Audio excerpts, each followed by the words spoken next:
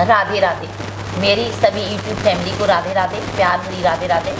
देखिए बहुत ही प्यारा गाना लेकर आई हूँ। देखिए गाना है कि माता कैकेयी ने राम को वनवास नहीं भेजा था।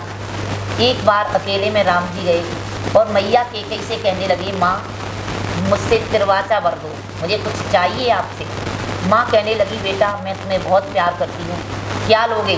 तिरवाचा वर दिया कैकेयी ने। तो राम ने कहा, माता मुझे वन जाना है, मुझे वनवास भेज दीजिए। तो माँ रोने लगी।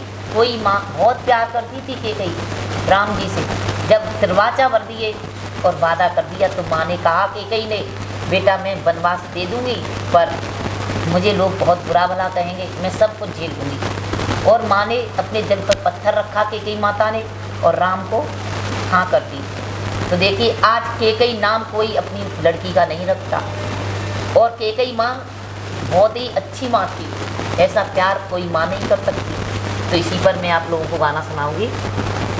बोलो सियापति रामचंद्र की जय, सत्य सनातन धर्म की जय।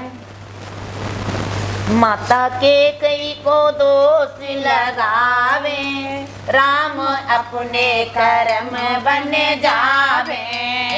माता के